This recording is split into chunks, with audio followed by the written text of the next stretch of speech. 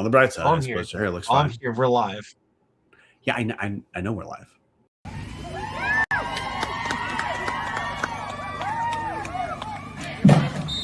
Oh my gosh.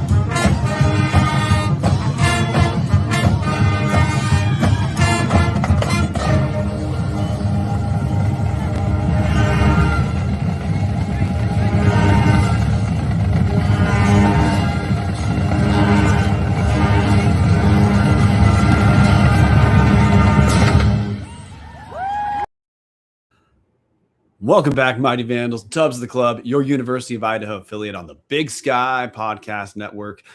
Someday we probably might stop talking about the network. But look, guys, I'm your host, Brian Marceau, joined by co-host and producer redacted, Marten Heemstra. For viewers, they will recognize Marten has a fresh new Vandal shirt on. Oh, wait, his camera's not working at all. Marten, how's it going? It's going good. It's nice to be back on the show again, talking more Vandal sports and such. Vandal sports and such, man. Look, we got to clear my throat on this for a minute, guys. So very often when seasons end, we will not do like an instant recap to a final game because, like, let's talk football for a second. Like when the football season's over, especially if you're not in the playoffs, almost instantly that season no longer matters because your roster is going to change. But Marten and I both felt differently about this one because this was a historically good basketball season for the women, which Marten, we'll talk about women first, talk about men second. The women had honestly maybe the most successful season in program history. Yes, they got their ass kicked in the NCAA tournament like the men. Spoiler alert, guys. But I still think it's worth doing a little bit of a recap of the game, and officially talking over the season to close the book for the women. And the men, look, the men made the tournament for the 5th time in program history too. This is a big deal, guys. So maybe it's just Marten and I are kind of nerds with basketball, but we both wanted to make sure we at least hit on both teams making the NCAA tournament, which is just rare in Idaho basketball history, less so in recent history for the women. But these are two teams that do not regularly, like year in and year out, make the NCAA tournament. There's the women do not have an NCAA tournament win. I believe the men have a single NCAA tournament win in program history. I can fact check myself on that in a second. But there's no way around it. This was the fact of even having both teams playing in the first round was a big deal. So, Martin, without further ado, I'm going to turn the wheel over to you so we can talk about how the women's season finished and then, some takeaways. Yeah, for those that didn't watch last Friday, kind of just to bring up kind of to recap it for you, because that's what we do here on Tubs at the Club. Idaho season Sal Adley did lose to Oklahoma 89-59, almost at 39 there. No, they did it was to be honest, it was not a pretty game. Oklahoma was Oklahoma, and they did what they were supposed to do against a lower seeded team. They controlled the temp, they controlled everything from start to finish, and Dylan didn't really let Idaho have any life in there. And then, kind of to start out the third quarter, they held Idaho to only 3 points in the entire third quarter of that game. Really kind of killed any sort of chance Idaho had in that one there. Idaho only had 2 players in double digits this game. Kira Gardner with 19 points and Hope Haskins with 12, and then everybody else was in the mid single digits. And it just was no way around it. It was a butt whooping, and not really what we've seen of Idaho over the season. But I mean, that's what you get when you play when a Big Sky team plays against a top conference SEC opponent such as Oklahoma. Brian. Yeah, so before we get to the women, I was correct. There is one NCAA tournament win in the men's program history, none on the women's side. So, look, the women, the rhythm of this game was interesting to me because for a quarter, I mean, if you look at the end of the first quarter, Idaho's down 27-19. Look, if you pace 8 points per quarter, that leads to a 32-point loss. Not that happens, but just bring that up. That trailing by 8 at the end of the first, that if you did not watch the game, that might not sound that promising. But in the first quarter, I thought Idaho really did put up a fight the majority of the quarter.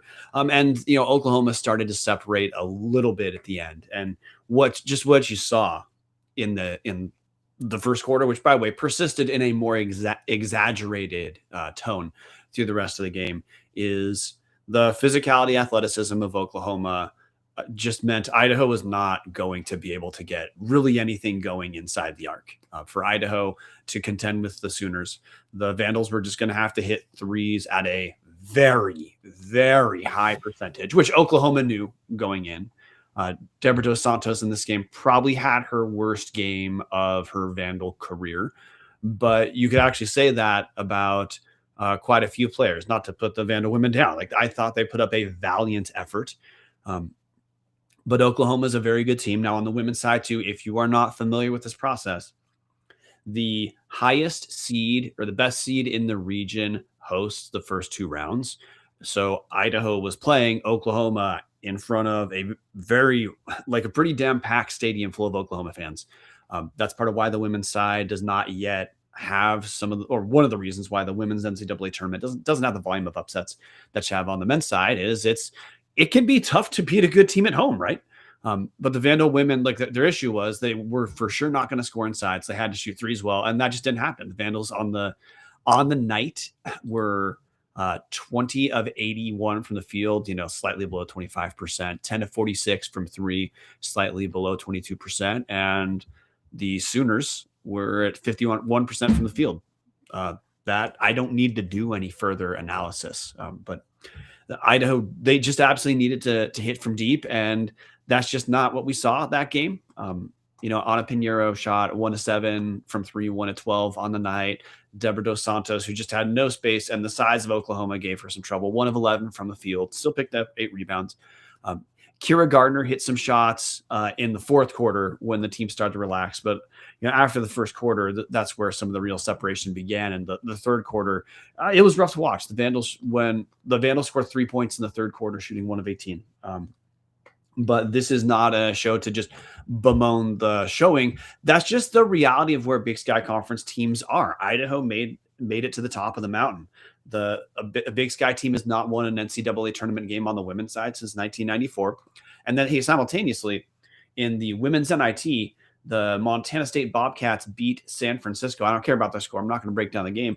I'm bringing that up because that was the first postseason win in Montana State program history on the women's side. Getting postseason wins for uh, Big Sky women's basketball teams, it doesn't come very often. And then the athleticism matchup, you could just see how it's different. And then you want to factor in NIL into the equation. There's a lot of reasons why teams from one bid leagues are really going to struggle against your Oklahomas, your Tennessees, your Yukons, whatever. That's just how it works.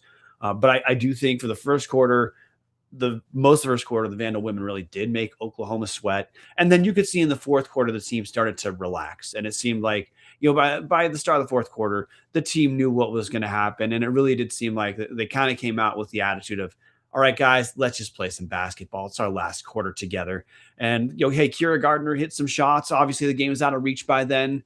But, when that final bell, when the final buzzer sounded, I think you had a lot of Vandals who are watching, and a pretty good, relatively speaking, good contingency who made it to the game in Oklahoma. I thought the women gave us a ton to be proud of the entire year, for sure, obviously. But even in that outing against Oklahoma, Oklahoma's a very good team. Oklahoma won their second round game against Michigan State. So that's a tough team that has advanced to the women's Sweet 16 already. So I don't know if you root for Oklahoma so that, as an Idaho fan, you can maybe feel better about the loss. All losses suck. But since 1995, this is where all Big Sky women's basketball seasons ultimately end relative to conference champions. Is you get to the NCAA tournament, you're probably in a really shitty seed. The reality is, for a Big Sky women's team to have a prayer at a first round win, it's not a 1 year process. It's a multi-year process of kicking ass 1 year, and then like Montana State did this year, starting higher in the net rating. And that can maybe help push you closer to a 12 or 11 seed. Because if a team like Idaho could have been a 12 or 11 seed, maybe it's a different story. But playing the home team in round one, that's an incredibly tall task. And yeah, I mean that's where we are. This was probably the single women's team I got into the most all year, Martin.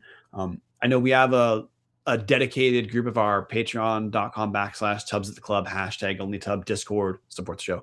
That supports the women's team all year. It seemed like that contingency really grew throughout the season too. But I got to say, this was one of the most likable teams I've ever covered in any sport. Finishing the season with 29 wins, six total losses. With those losses, I mean, there isn't really a bad loss on their resume anyway. Like maybe the only questionable one is Oral Roberts at home, and that's it. 29 wins, most wins in program history, just 6 losses. Every single member of that team should be pretty damn proud. Oh yeah, this team was fun. Like I've had fun watching this team in the past with watching the years past, but this team, like, it really felt special, like from having from really gotten to like look at this team from like September onward. It feels like just yesterday we were talking about them. It feels like just yesterday we were talking about the season starting and going to watch them play at Beasley Coliseum. It just sucks this season ended. It's been fun to watch this team. Like Brian, you said, this season, like this team's felt special. I just felt like they were always never really felt like they're out of any games this year. It just sucks for the season to be over. Yeah, and before I do want to talk about implications for next season, but I do just want to spend 1 second acknowledging we might never see a better Vandal season program history. We may, but this was an incredible group. Just the story of Coach Arthur Morera taking over 2 years ago, where he was signed with very little experience as a coach at the time. He's on the younger side. Immediately, the team improves relative to the season before with Carrie Amy. And then this year, the 29 wins. I mean, I don't think it's worth comparing teams from, a decade apart about like who is the best team in program history. But there are certainly fair ways to interpret this team as one of the best in program history, if not the best in program history. No matter what, fact of making the tournament launches them into that discussion. But there's essentially nothing negative to say about this team, and for everyone who was along for the ride, like this was a very fun ride. In the comments section, Camus Chris said, "Hey, how many seniors are on the roster? How many are in the portal?" We'll get to portal stuff in later, but just FYI, the transfer portal doesn't officially open for non-grad grad transfers until the NCAA tournament concludes. People can announce their intention. Is it the day after the tournament, or is it like a couple days after the tournament? It's like the day after. Okay. It's like a 15-day window ish. I believe it's a 15-day window. We can. That sounds about a 15-day sounds 15. It's 15 or 14 days. Yeah, it's 15. For the women, it's from April 6th to April 20th. For the men, it's from April 7th to April 21st. Now, players can openly state their intention to leave, but you cannot actually leave until that window of time. And then, of course, you get picked up or you don't, but you have essentially 15 days to see if you're going to be in or out. We don't know what that's going to be on the women's side yet. There haven't been any players who've publicly stated an intention to leave, to my knowledge. We do have 8 seniors in the comments section. We have some of them listed. However, Jason, you are my guy. You always will be. But Hope Hassman is listed as a junior on the official roster. Just FYI. The seniors, according to the roster that I'm looking at, include Nevaeh Henley, who did not play much after the start of the season, transferred in from Furman. Some big losses are Lorena Barbosa and Deborah Dos Santos. They're both seniors. Mary McMorris, who we saw didn't we see McMorris early and then she got hurt? Then we saw her late. Martin, was that the rhythm of her playing? Yeah, that's correct. She got hurt, I want to say, in like the Denver game just before conference play started. Comes back around mid to late February, and then I'm gonna guess got hurt again or something happened. I don't want to speculate on stuff that I'd have no information on. So yeah, she came back for a little bit and then was gone for the tournament. Yeah. And then we have Caitlin Deaver, Anna Bufik, and Kira Gardner, and then Sarah Brands are the seniors listed on the roster right now, which does mean on paper we do have returners: Hope Hassman, Anna Pinheiro, Anna B, Ella Uriarte, and those are the main contributors who'll be coming back. A couple other players too. Colin Conger as well. Who played a lot with Mary gone. Oh, my bad. Thank you. And yeah, Callan Conger as well. So certainly players coming back, and we do know as much as people. I'll throw myself in here. Are more likely, let's say, to bemoan the roster upheaval of the era we live in. We do know women's basketball coach Arthur Morera.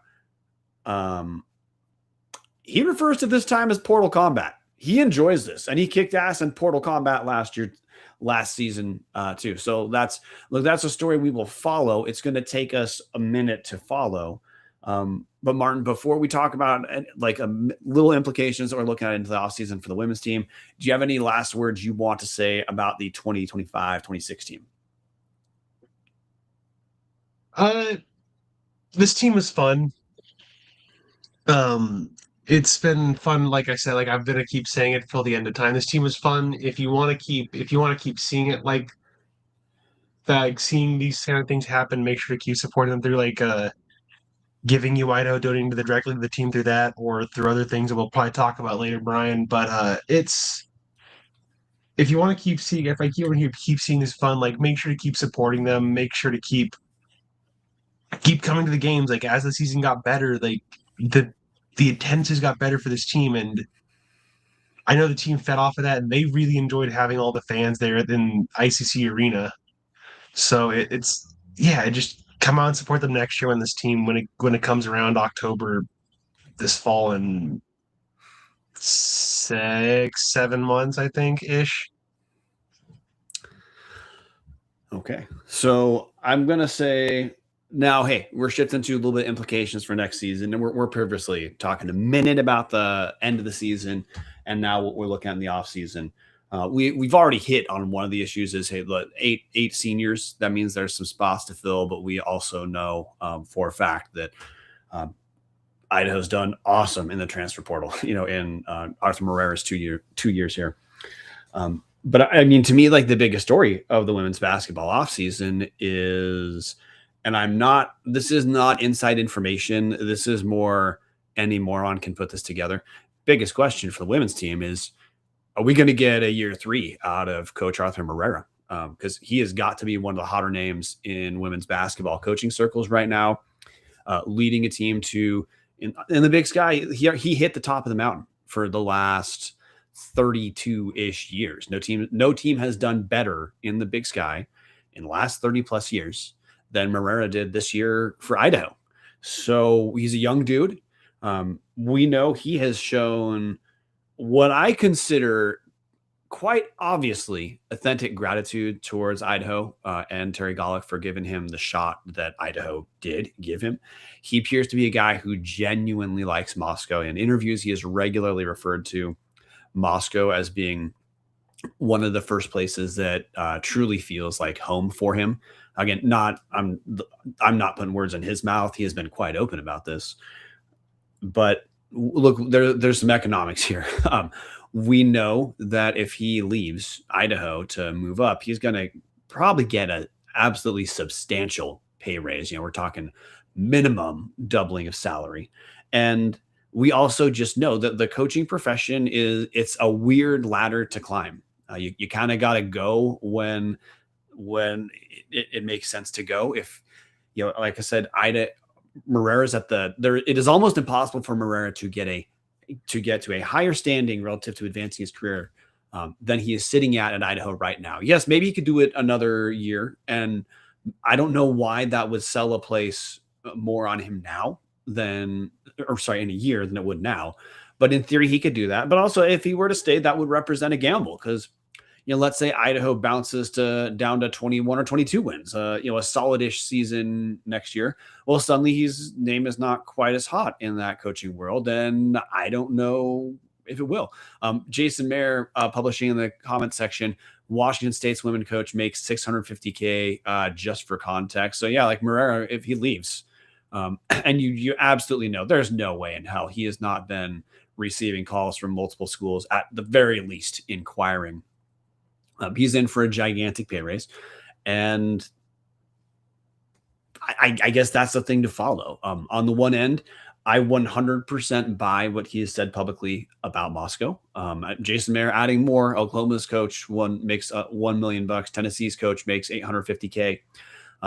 So if he were to make it now, jumping from the Big Sky to the SEC, that would be a big jump. But there's a lot of intermediary steps that would more than triple his current salary.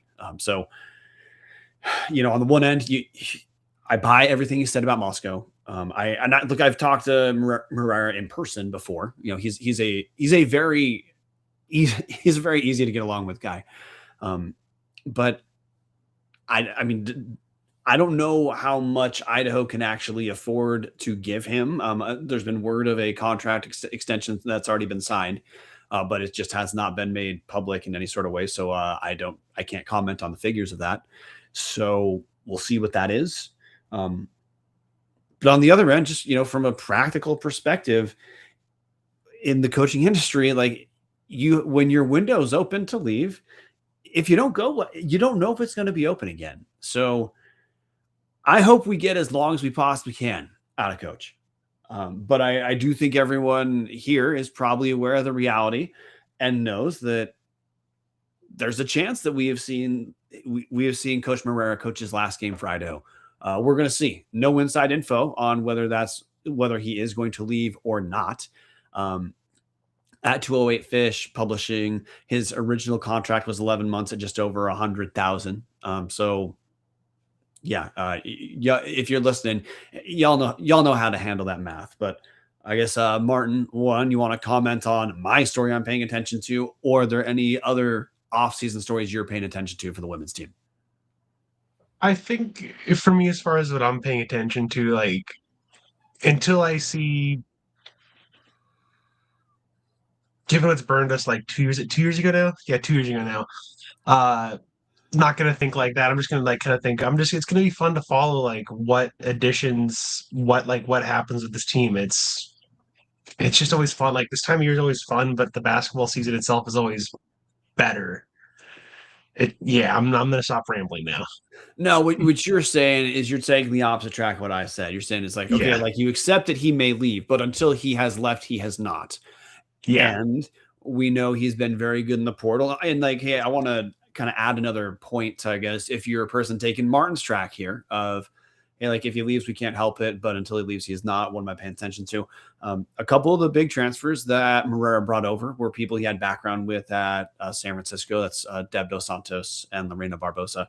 Um, where his pool of potential transfers comes from is another thing that I'm going to be paying attention to. He has been very good at bringing over people with international type backgrounds to Moscow in his short stint here. So I am just going to assume that that pipeline that he has, though San Francisco helped bring those two, those are not the only two he brought over. I'm going to expect that pipeline does not vanish. And I'm also going to expect making the NCAA tournament and doing what Idaho did, playing a fun style. I expect both those things are going to be attractive to potential transfers. So, I guess those are the two main stories we're watching, right? The unending story for all our teams is what's the roster going to look like for the next year with the background that Coach Morera has been awesome in the transfer portal. And the other being probably one of the hottest names in coaching. We're going to get him back. But that's all I've got for women's basketball right now. I'm going to let Martin, anything you want to say to close, or you ready to talk about the other side? I'm ready to listen to you talk about men's basketball here, Brian. I've got nothing else to add, really. Okay. Last thing I want to just say is, hey, to the coaches, the women, thanks for the ride. This was just an unbelievably fun season to follow the Vandal women. I Yeah, do got one fingers more thing to add. crossed. Just yeah, I think I got one small thing to add. If if anybody from the coaching staff has listened, it's been like Brian said, it's been fun listening, fun watching you coach this team, fun watching this team play. Uh, please stay if you are staying, like just please stay. It's been fun. Don't want it to end. Don't want this ride to end. Yeah, I definitely don't want it to end. And Martin, you brought it up earlier about supporting the team. You can do that via the VSF. You can do that via the NIL. And I bring that up because, hey, just going to acknowledge this really quick. Whether schools opt into or out of the House settlement for revenue share, that can be done on a year-by-year basis. Idaho has not opted into the House settlement. Idaho State has. So the reason I bring that up is so that means like, hey, for Idaho, you're still looking at the collective, the 1889 collective, as being the NIL source. I, just full disclosure, going to bring it up for like 1 second. We can talk about the NIL implications, a little bit more football at a different time. This is probably the last year I think Idaho can afford to not opt into the House settlement. But we'll talk about that as a full-throated discussion later. But the Vandals have not. So the 1889 collective is where you'd go to support the team. That way you can donate and specify you want your gift to only go to the women's team. Tubbsley Club did that. Martin, I know you've donated personally as well. So you guys know how to support the team. For all the players, thank you for this kick-ass year. For the players who are coming back, can't wait to see you running back. To the coaches, same thing. Absolutely great year. Wild for basketball for both teams to be the way it was, with the women being awesome from the first whistle to the last. See you next year. Before we talk about the men's team, though, Dallas, he is not at Nickelback. Last I heard, he was at the Wiggles, which He's doing a mosh pit to the fruit salad at the Weta Wiggles concert right now. Yeah, that's different. But anyway, you guys are stuck with me. So Tubbs the Club sponsored by Hughes River Expeditions. If you are looking for a great all-inclusive week-long vacation, do not look past your backyard. Hughes River Expeditions has been Vandal-owned and operated since 1976 and are ready to take you on a vacation of a lifetime. Enjoy a multi-day trip down the Middle Fork of the Salmon, the main salmon river of no return, the Salmon River Canyons, or the Selway, and check out special trips like the one to see the Perseid meteor shower. Camp on pristine beaches, run amazing whitewater hike, scenic trails, spot wildlife, soak in beautiful natural hot springs, and fish some of the most remote stretches of river in the country. You just bring your clothes, let HRE handle the rest. Grab a paddle, catch dinner, and ride the bull all throughout the Gem State. Call them now at 406-540-4450 or check them out at hughesriver.com. The men's team, Martin. Really wild March for the men's team. Their season ended quite similar to how the women's team, right? I mean, the matchup with Houston was a worst case scenario for the men.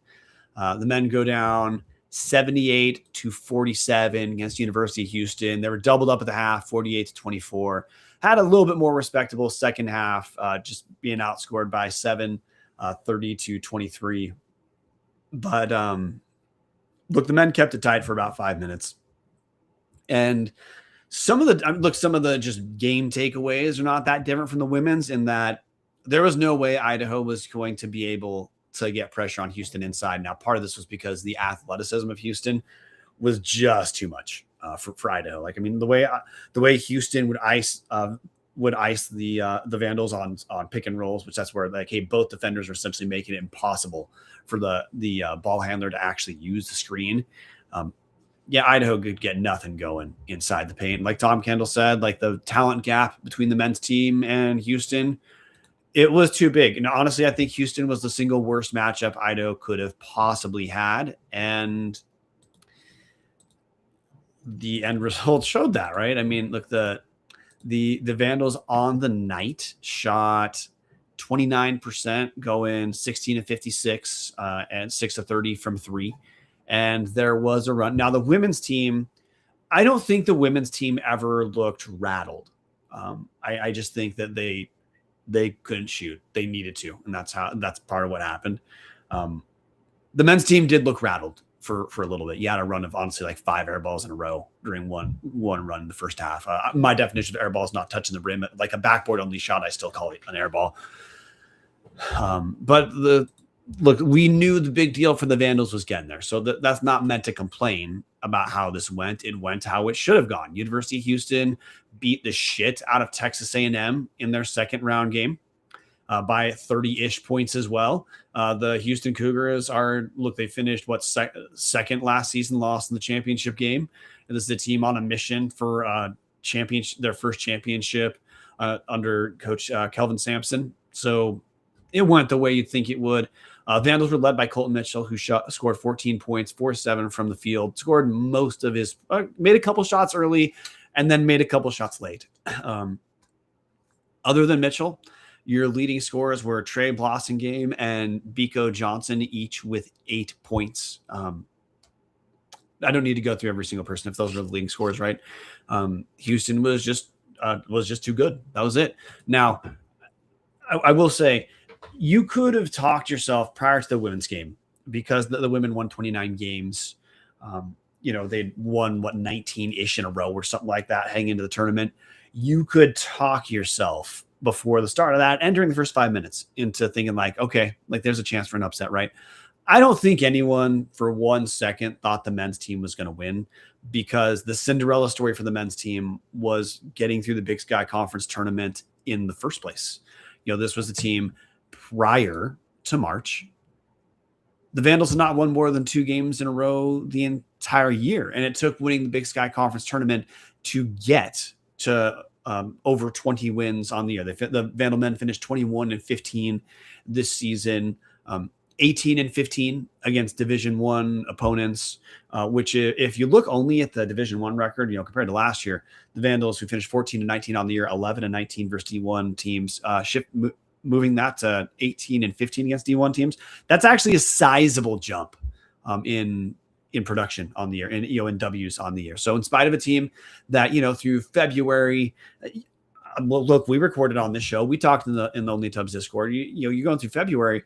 This was a team where lots of people were starting to get a little bit frustrated, because it felt like the talent that the Idaho had compared to the Big Sky was not being capitalized quite enough.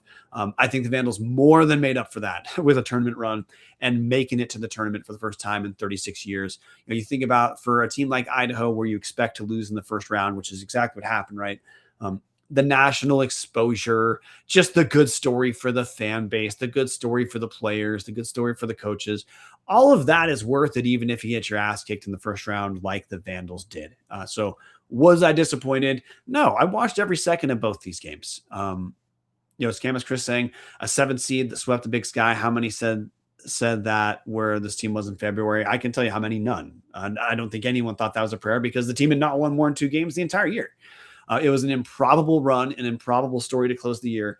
And honestly, with this team, without basketball had been for 8 years, it was nice for this team to close out the year, giving everyone a reason to feel good about the trajectory of Vandal basketball, and not in a way where you got to talk yourself into it.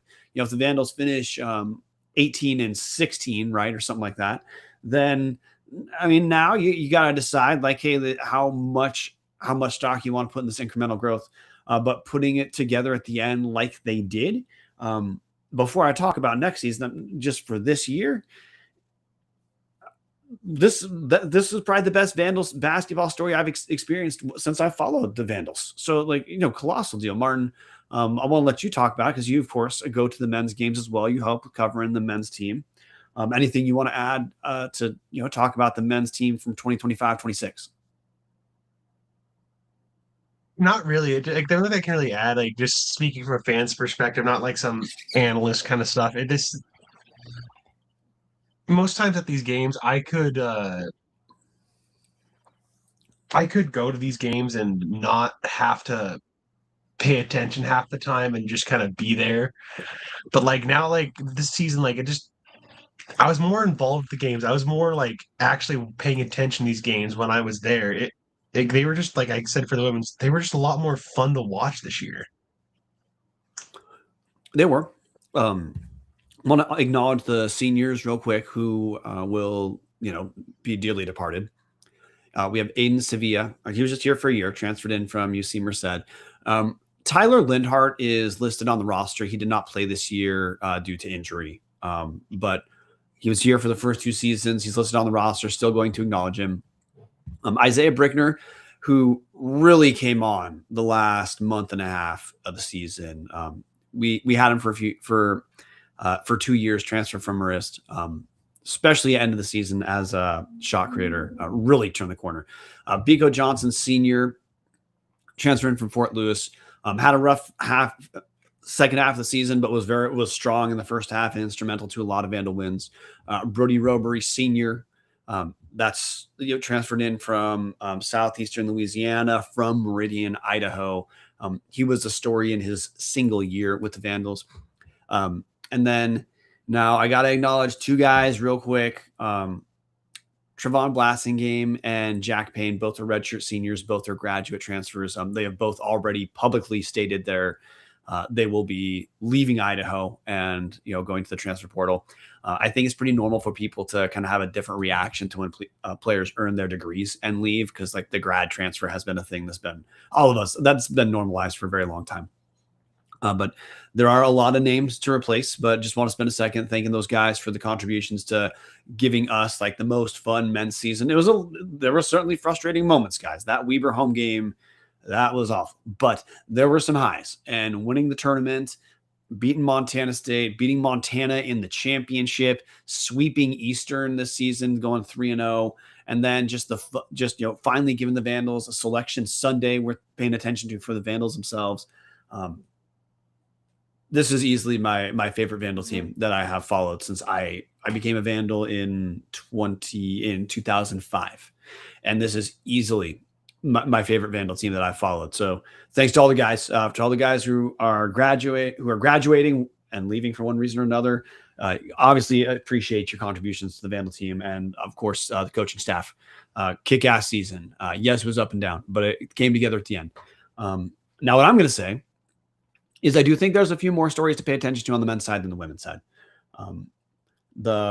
Already talked about Jack Payne leaving and Trevon Blassingame leaving. So I guess the transfer portal on the men's side, there's a few guys that we're paying a little extra attention to. We would like as many guys to stay as possible, right? Because when you're a Vandal, we're invested in your growth. But like the second you leave, if you've actualized what you're going to, and you were what you were, right? So at this point, I think the main guys that we are tracking for the Vandals, who about, are they going to stay or are they going to go, as far as how we're going to judge the transfer class relative to departing players. The guys we're tracking are Jackson Rasmussen, Colton Mitchell, Christian Gonzalez, and now I'm going to throw Miles Clapper in there as well.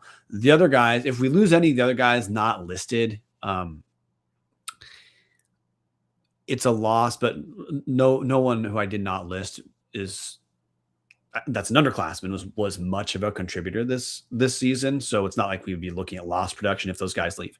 We want them to stay. We're investing in their growth because they're Vandals until they're not. But the reason I listed those guys is however many Idaho can keep out of those difference makers, we know we're going to have to get some transfers in to replace some production. But, for example, if Idaho can keep Colton Mitchell and Christian Gonzalez, having the guard spots pretty much on lockdown really helps solidify what Idaho is going to want to be for next season. Tom Kendall in the comment section saying, any chance Jackson Rasmussen stays? I don't have inside intel here. I do know what Jackson Rasmussen's Twitter handle looks like. His NIL agency is listed on his Twitter profile. He had an awesome year as a true freshman, but he is a guy who I will be shocked if he stays at Idaho for another year. If he does, awesome. But I just think of all the guys listed, who is the most likely to not return to Idaho? Oh, Jackson Rasmussen easily, to me, is the most likely to not return to Idaho. We'll be paying attention to, how that changes. But the guys we lose in the offseason, we're going to pay attention to. We'll talk about guys who may come in, like, hey, Case Wynot from WSU has entered the transfer portal. He was a guy that Idaho recruited previously. Wouldn't be shocked if he was interested as well. But, we'll see. This episode is not necessarily to cover all the recruitment. It's just to acknowledge that storyline we're watching. But I guess another storyline to pay attention to is kind of twofold. It's how do you actually interpret what the men's team did? There's, as comparison, there's nothing to interpret on the women's side. They kicked ass all year, won 29 games. On the men's side, we're going to find out which version of Idaho was Idaho relative to like what the coaching staff is able to make them do. And the reason I say that is for most of this season, Idaho was a standard 500 basketball team. In the month of March, everything came together. Now, it is worth acknowledging that part of Idaho having the up and down regular season it did, every team has injuries for sure, but we also get to acknowledge those injuries as issues. Losing Christian Gonzalez after one game was a huge loss for Idaho, which they were able to weather. But still, not having the guy who might have been the leading scorer on the team this year off the bench, yeah, that's a big loss. At the end of the season, having Colton Mitchell deal with broken ribs, yeah, that was a big thing for Idaho to deal with. So there were some things going on that can maybe help contextualize why Idaho left a couple wins on the table. Because let's say if Christian Gonzalez plays this season, I expect they probably would have picked up 20 wins during the regular season. Simultaneously, it is fair to acknowledge that Idaho got a favorable placement in their bracket on the right side. We talked about it on the show. They got the matchups we wanted Idaho to have. They beat a 10-win Sacramento team, a Montana State team that was down to 8 players dressed to play. They did beat Eastern for sure, right? As they did the entire season, and then beat Montana in a championship game where Montana was essentially a one-player team, and Money Williams clearly had the flu in that game. Now, Idaho did pick up all those wins, but you get to contextualize both things. On the one end, I think that this Idaho team was better than the 17 regular season wins they picked up. But I also think Idaho got a super favorable draw to get their NCAA tournament run. Now, you got to give credit to them for winning the game, but it's, as you know, for what we're following into this next season, it is a real question. Is Idaho a 500 team that happened to get hot and that's who they were? Or was Idaho a team that they were just underperforming a little, but the coaching staff made it click at the end? And that's the growth that you are wanting to see. So when you see that 21 wins, 7-win jump from the year before, you're saying that is no, like that 21 wins. I don't care the order of operations they got to. They still got to it. So I guess that's the real question for me. We won't really know and it won't really 100% matter into next season because it's going to be a partially new roster. But I guess the question for the coaching staff we're going to track is, hey, like, did the coaching staff make kind of a developmental jump themselves? And now we're going to see better, like a production more in line with a 20+ win regular season team next year? Or did this team just get hot at the right time and have the right matchups, and there wasn't a jump? We'll see. We won't know that until next year. At this point, I think there's no reason to be anything but just happy about what happened and say, like, let's not throw away good news. The team made tactical shifts in how they played for much of those tournament games that help explain why they did better. And I acknowledge that as not an aberration, but a step up. But the second half of that discussion for me is Alex Pribble has 2 years left on his contract, and he has, effective May 1st, only a $75,000 buyout. And I am, look, if on the one end, we know there's a Vandal history of overreacting and giving too long a contract after like one good season. On the other end, Alex Pribble just gave us one of the 5 best Vandal basketball seasons in the history of the program. I think his D1 resume right now for another school to poach him as a head coach is a little on the thin side, but like stranger things have happened in the history of college basketball, right? So I guess another question we're looking at is, one, are we going to get Alex Pribble back next season? I think we're far more likely to get Alex Pribble than having Coach Moreira next year on the women's side. But we know Alex Pribble is going to interview pretty damn well, and he can reasonably point to incremental growth and then a big jump from year 2 to year 3 if a school like, let's say, Pepperdine decided to inquire. Additionally, the coaching industry is a really weird industry. And I will just say, like, from the perspective now of like, hey, these coaches are people with families too. A $75K buyout is really, a bigger buyout is insurance both for the coach and the school. It's an insurance for the coach that if something goes wrong, the school has to really want to get to, eat that buyout to be rid of you, so your job's secure. It's security for the school, because if you have a higher buyout, then if another place wants Pribble, they've got to really have the money to make it happen. At $75K right now, that's nothing. And as of May 1st next year, May 1st, 2027, that buyout goes to $25K. So this is my way of saying, I really think Idaho should be offering Alex Pribble an extension. I talked to Dallas about this off the show.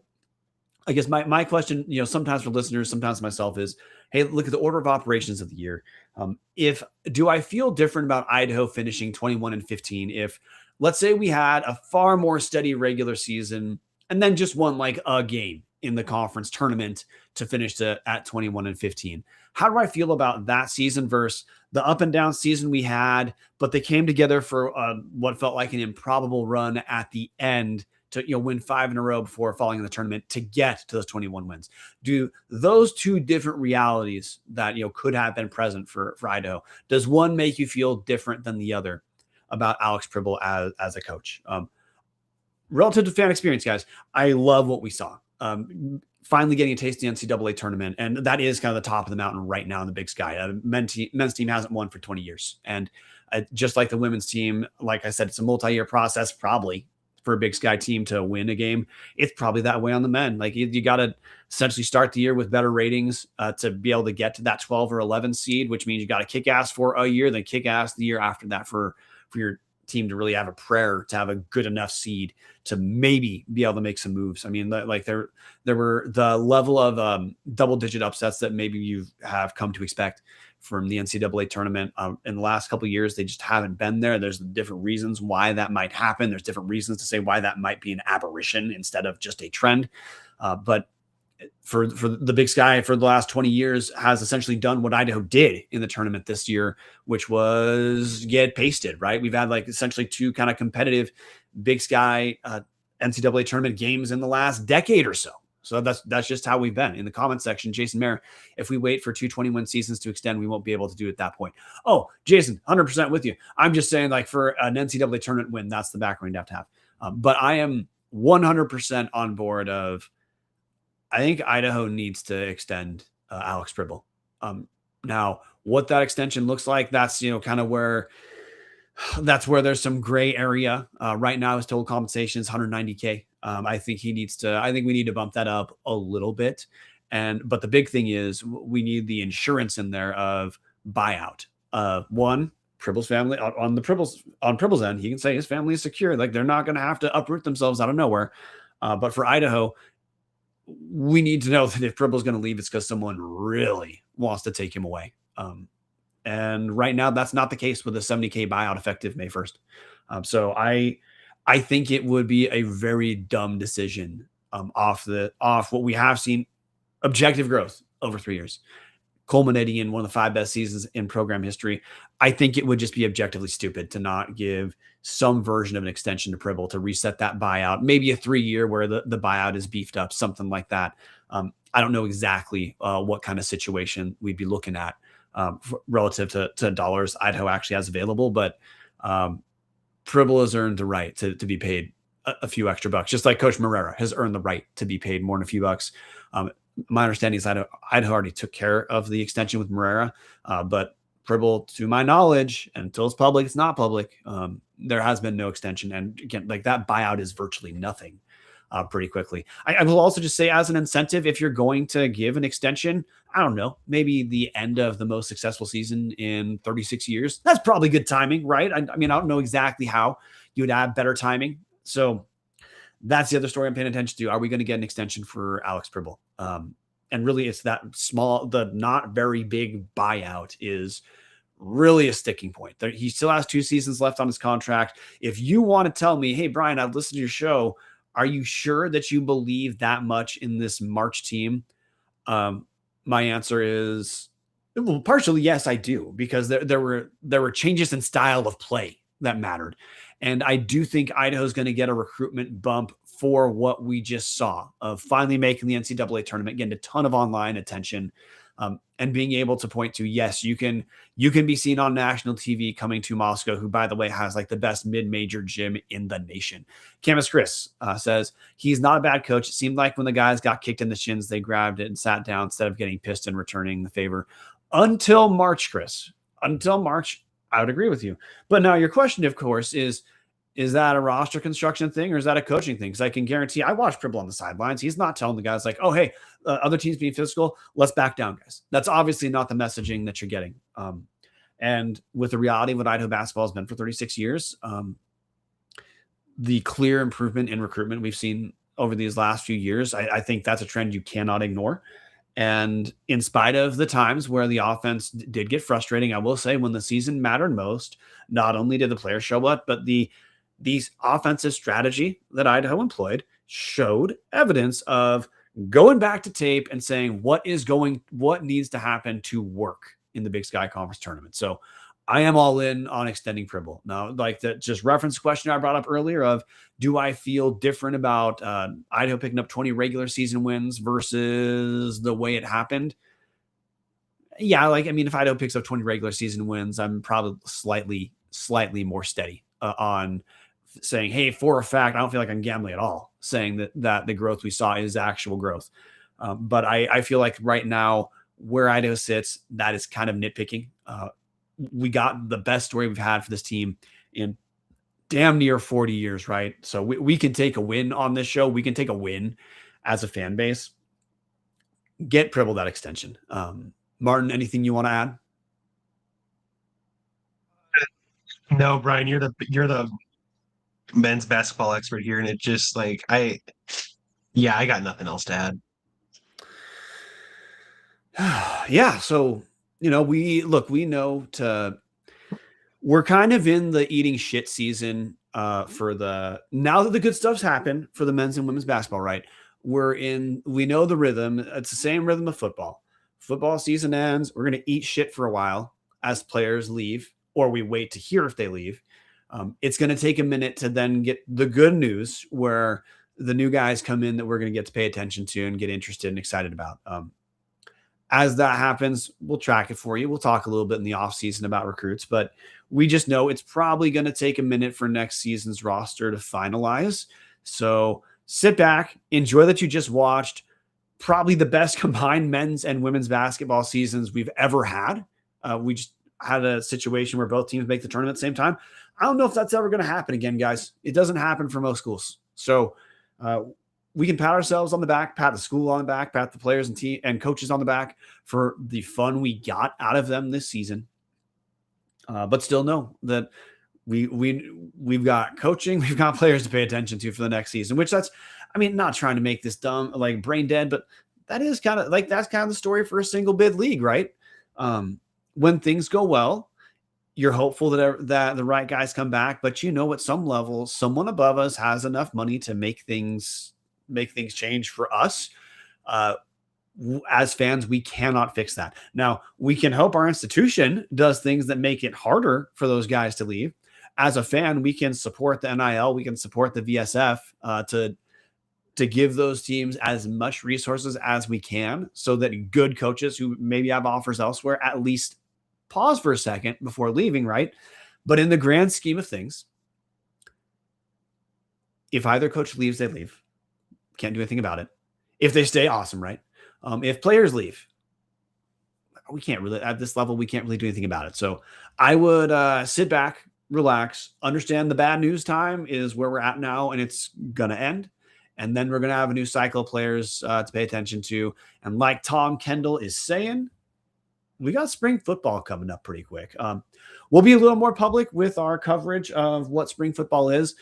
Last season, what we did is we purposely didn't really do first week coverage of spring football because we would like actual news and actual practices to have taken place for us to begin to talk about what spring football is for, which is for conditioning, right? We need guys to get in shape. We need guys to get healthy. And we are hoping to see if we can figure out who some of the new contributors for next season are going to be.